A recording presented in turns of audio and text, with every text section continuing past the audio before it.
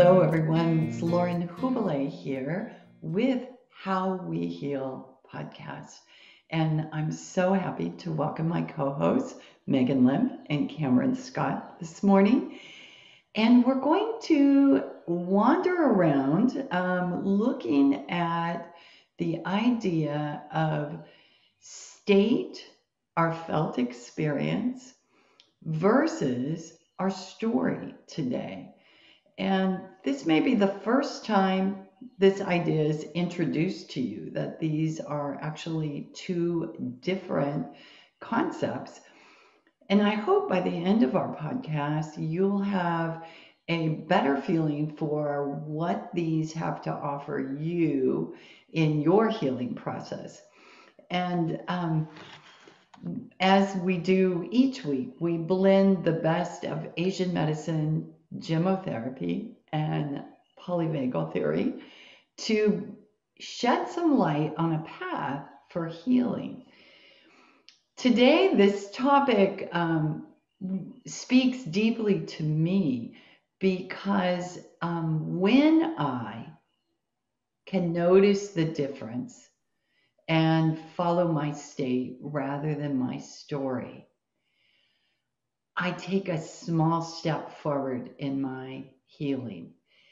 And I love this idea of small steps. Mother Teresa has a beautiful quote, do small things with great love. And that's what I feel like I'm doing for myself when I can pause, check in with my experience rather than following that very well laid out creative storyline that I can create. Megan, welcome. Good to have you here. How does that theme resonate with you?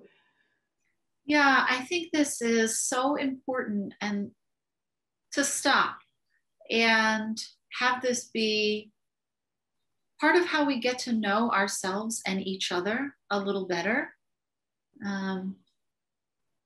I notice that in my practice often, if I ask a client how they're feeling, they often tell me the story surrounding what happened, or they tell me why it's happening.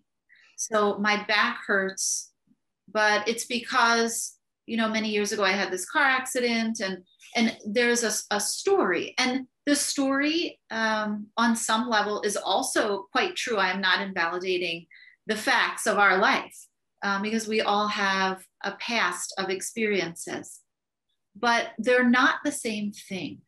The story is not the same as the felt experience of the back pain.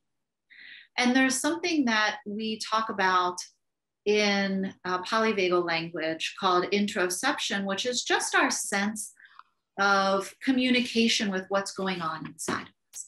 And so I have become really clear that that's actually what I'm asking somebody. And I've been working with my language to get better at how to ask the question. So I'm not necessarily asking why it happened or anything other than what is your felt experience of the pain? And it's true for temperature in Asian medicine. We don't often, when I say ask somebody if they're hot or they're cold, do you get hot at night? I'm not asking somebody, have you taken your temperature? But what is your felt experience of your temperature? And so as I've developed this practice of diagnosing and asking questions, I've started to look at my own storytelling. And when we go back to the states of the autonomic nervous system, we know that when we feel safe and curious and connected, that we call that ventral vagal.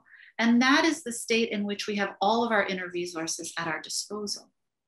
And we know that without being conscious of it, sometimes we move into a state of protection, a more mobilized or maybe a more immobilized place, which we call the sympathetic and dorsal states. So I had this experience recently where I was out on a walk with my kids, and we encountered one of our neighbors, and she was walking her dog. And I noticed that my heart started pounding, and I started to feel like my hands were a little bit clammy. I immediately I had that sense of sort of revving inside where I felt like maybe I wanted to do something about something, but I wasn't quite sure what it was. And I love dogs. And this is a great example because there wasn't a clear story that I could make up about it. I have never had a bad experience with dogs. We love our dog.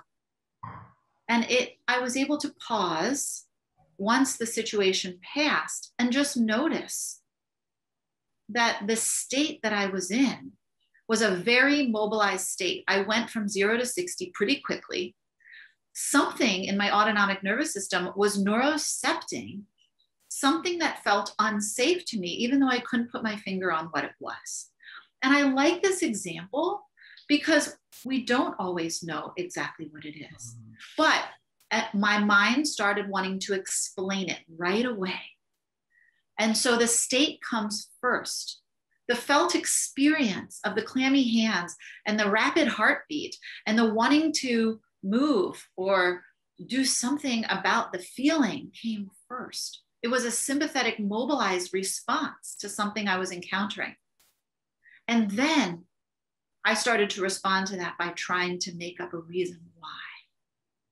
And this happens all the time, that we encounter things that are maybe unclear and we're not sure of. But what was clear to me is that the story was following the state. And that if I could get clear on my felt experience of it, that was where the getting to know my autonomic nervous system and the potential for healing and the ability to be curious about it, that's where that was for me in that moment. So beautiful. Thank you, Megan. Thanks for sharing that. Cameron, how do you see this situation between these two state story? Mm-hmm. Every day, every moment. And one of the fundamental ways of appreciating our autonomic nervous system is understanding that state precedes story every time.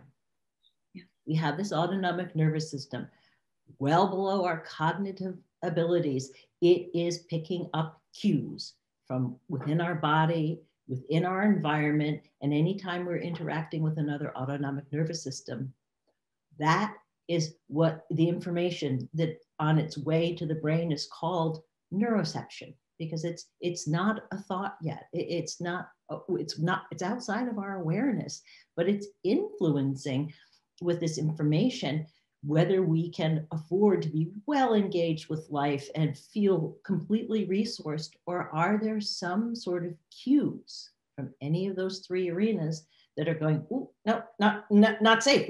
We might have a problem here. And to appreciate this is all going on until we befriend our autonomic nervous system before we can get to story. And the reason that word pause that you use, Megan, is so influential in befriending our autonomic nervous system is often that pause is unrecognizable, nanosecond, and we find ourselves already arriving into story, and our minds try to take the information that has come up through neuroception and match it with a story, because that's what we people do. We try to make meaning out of it, particularly if there's any elements of the cues of danger. It's like, well, we better figure out fast what's going on here. And one of my simplest and favorite stories is arriving at my office one day and being aware of all of this energy. And I'm getting ready to see a bunch of clients. I'm like, what this energy mobilized? I'm like, what is wrong with me? I'm like, I'm a nervous wreck today. I don't know what's happened, what's going on, what's the matter with me, because I had this mobilized energy. I was talking fast, the heart palpitation. And the story is, what's wrong? What's wrong? What's wrong? There's an intensity. There's something wrong. And I noticed the state, and I'm like, whoa, I'm really mobilized. And just the awareness, the noticing allowed me to be a little bit curious, because curiosity only lives in at least a toehold of that ventral vagal prefrontal cortex plugged in. I thought perhaps that cup of decaf coffee I had earlier not caffeinated. My neuroception had been about caffeine. It's a stimulant. My system went, of course, biologically into mobilization. That information was going right up to my brain. And my brain was saying, wow, you're an anxious mess. What is wrong with you? Because the mobilization signaled a cue for danger or threat. And in that moment that I could be curious about my state, which had led to a story of I'm a mess, an anxious, nervous mess, and I don't even know why, allowed me to ask that question: Am I truly in danger, or do I just have several hours ahead of a lot of energy because I drank caffeinated coffee?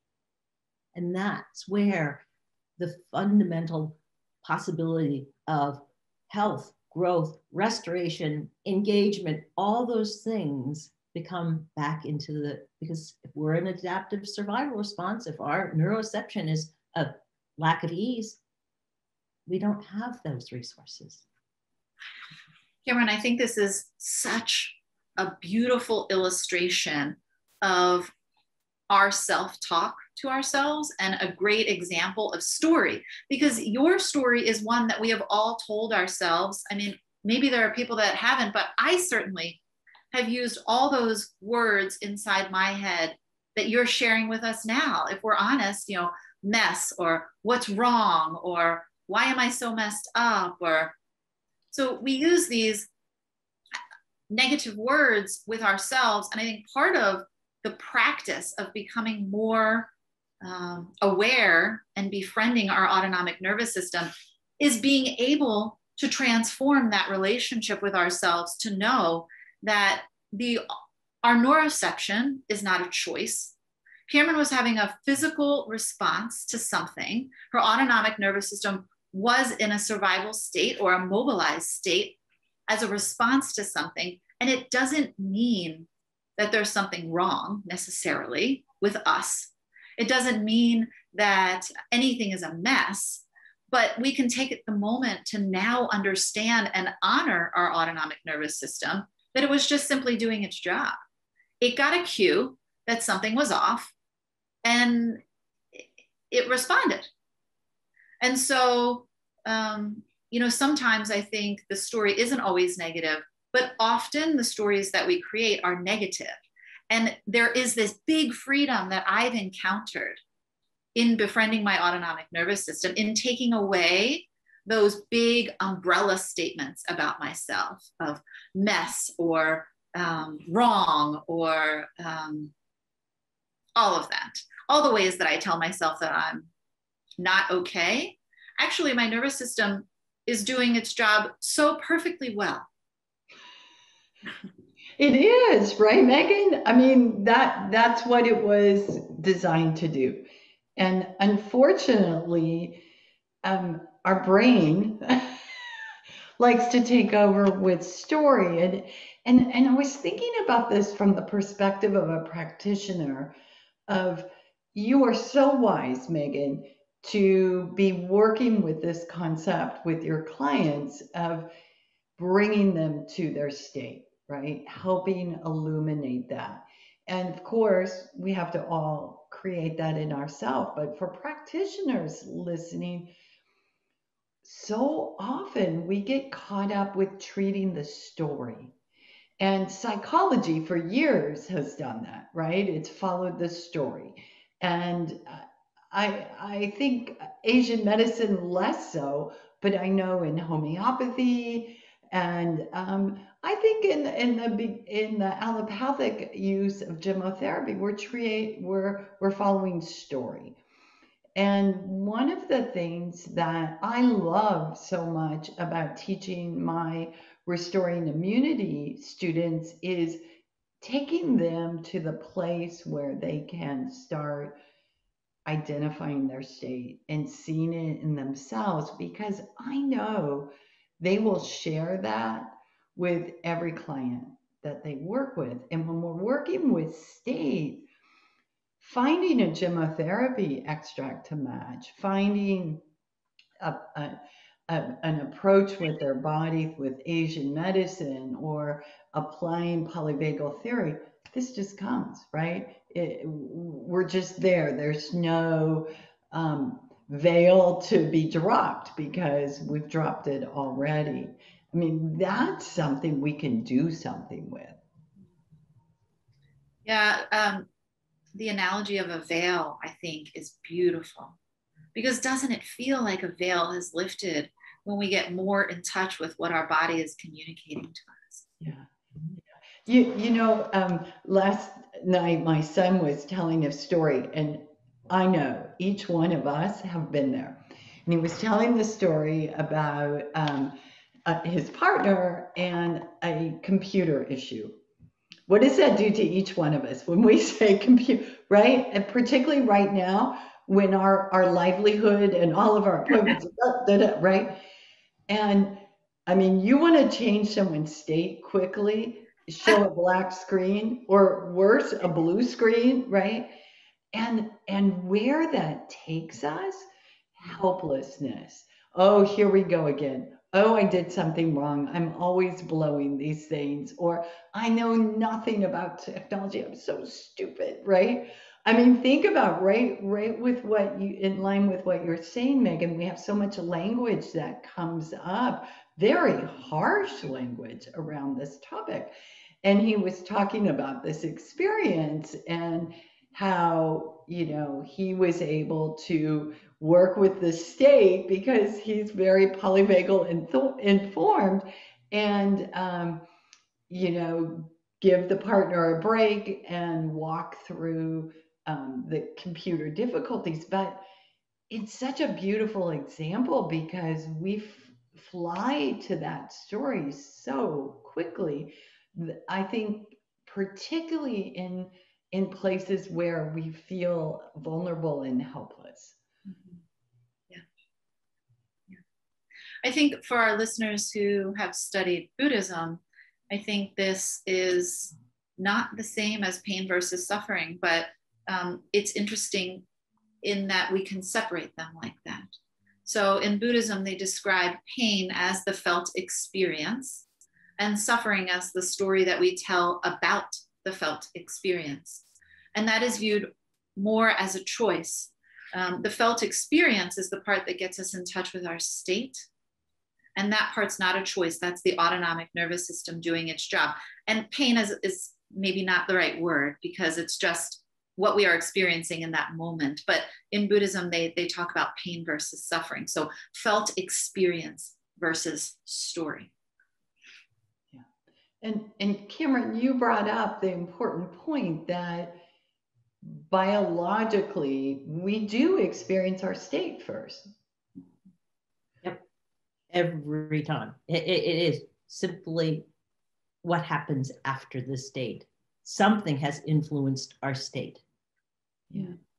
So, in advice for our listeners, tips for feeling into that state. How do you do that, Cameron? How do you catch yourself in your state before you go to story? Oftentimes we don't. Often story is one of our first flags that there's been a state shift. Yeah. And the word pause is some of that, as Megan has suggested, that moment to reorient, adding a little bit of that curiosity, even if we've already arrived into story, or as I've been taught, gently interrupting so that we can create that space that, because story invariably intensifies the state. So that wonderful, what is wrong with me? What is wrong with me? I need to do something. There's not a capacity because that is a survival response, a mobilized state until we get some perspective. No good it will come, only more intense struggle with the state. You never win a fight with yourself in a mobilized place. You simply can't, biologically can't. Cameron, this is genius. I love that you're offering up because, we are painting story in not the best light right now, right? So if we take a moment and just note that, Cameron is offering us the ability to use story as a tool. I had the most the door to noticing a stage shift. Yes. A most pivotal moment in work with a client for both of us, honestly.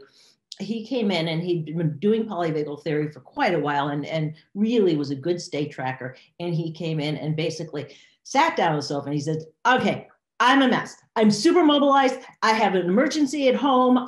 You've got to tell me what to do. We don't have time for polyvagal theory. We have to figure this out right now.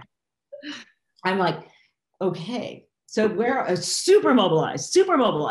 And I said, I noticed my mobilization starting to come up. It's like, oh, this is an emergency. I've got to fix this. I've got to really hop on it and be effective. And then I'm like, okay, Cameron, what's going on? I'm like, I'm getting mobilized. So I brought myself back to a little bit more mobilization. I said, okay, we have a choice point here. You're super mobilized, right? Yeah. I could add my mobilization, and for the next hour, we can really find the right thing to do. And I'm going to give you all I got, and tell you what to do and where to go and how to fix it. And you're going to try to figure it out. Or we can take the next 30 to 60 seconds and bring in some more ventral vagal energy and see where possibility really actually lives.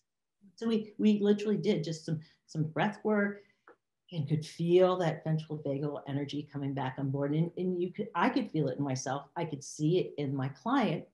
And this didn't have to be a client. This could be a family member or best friend or your child.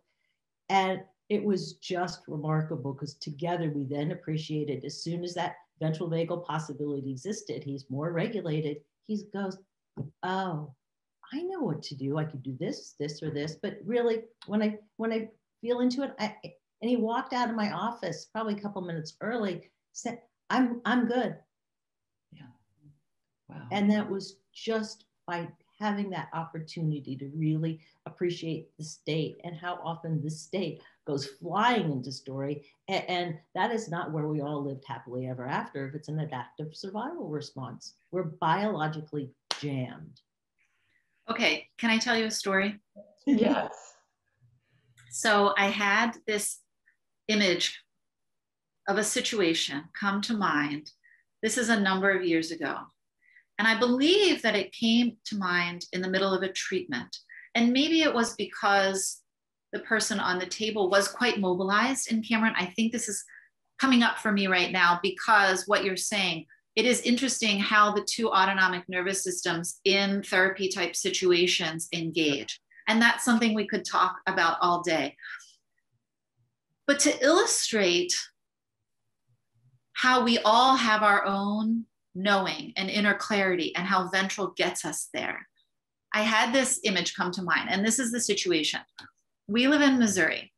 And in Missouri, people go to lakes and rivers in the summer and they put their chair in the water or they wade around. And the water is often sometimes clear, but not all the way down. It's not like the ocean. And it can be murky. And so this is a situation. The three of us are standing in the river and the sun is shining on us and it's a warm day and we're just having such a beautiful ventral moment together. And I noticed that my wedding ring has fallen off my hand, okay? And it's now down in the water. My immediate desire, I fly into a sympathetic state and I want to go scrambling through the water before it sinks to the bottom so that I can find the ring, right? But now I'm kicking up all the dirt on the bottom of this river or this lake, and I cannot see a thing. Yeah. Or you guys can co-regulate with me as you always do and say, hey, why don't we just pause for 30 seconds since the water's not deep, let the water settle, and you can see where the ring is and just lean down and scoop it up.